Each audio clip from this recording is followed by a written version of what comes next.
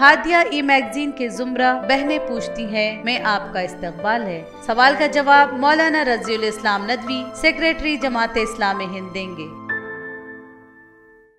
السلام علیکم ورحمۃ اللہ وبرکاتہ۔ میرا سوال یہ ہے کہ میرے شوہر کا بزنس پہلے کے مقابلے کمزور ہو گیا ہے۔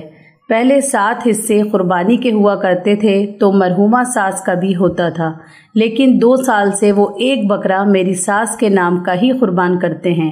کیا قربانی زندوں کے بجائے مرحوم کے نام پر کرنا درست ہے؟ بسم اللہ الرحمن الرحیم۔ قربانی اسلام کا شعار ہے۔ یہ ایک اہم عبادت ہے۔ ہر سال لاکھوں مسلمان حضرت ابراہیم علیہ السلام کی سنت اور خاتم النبیین حضرت محمد صلی اللہ علیہ وسلم کے حکم پر عمل کرتے ہوئے اسے انجام دیتے ہیں۔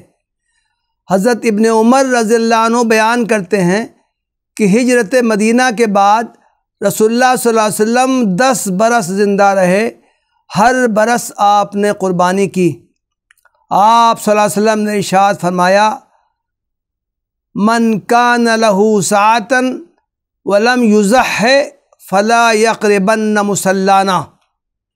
یہ صحیح الجامع اور ابن ماجہ میں روایت آئی ہے۔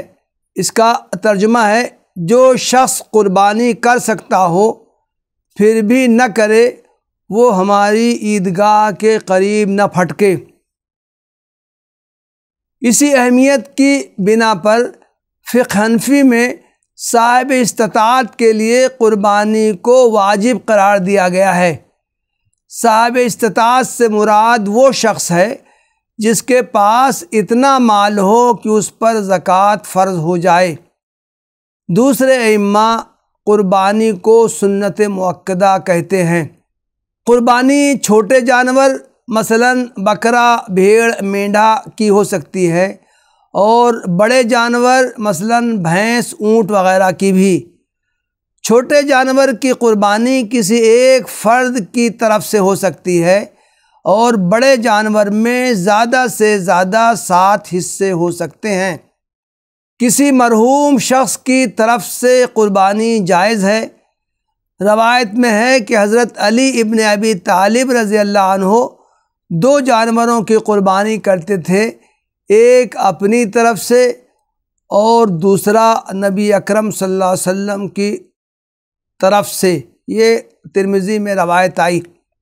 دوسری قربانی حقیقت میں قربانی کرنے والے کی طرف سے ہوتی ہے، البتہ اس کا ثواب مرحوم کو پہنچتا ہے، اس لیے اس کے گوشت کا کچھ حصہ قربانی کرنے والا خود بھی کھا سکتا ہے اور باقی گوشت دوسروں میں تقسیم کر سکتا ہے، چاہے وہ مالدار ہو یا غریب۔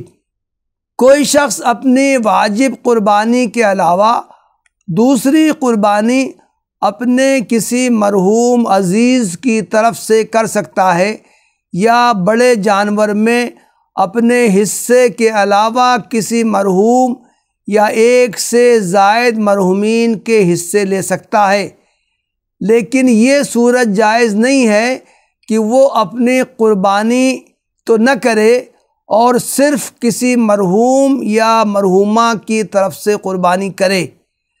اپنی طرف سے قربانی کرنا واجب ہے، جبکہ دوسرے کی طرف سے قربانی کرنا نفل ہے۔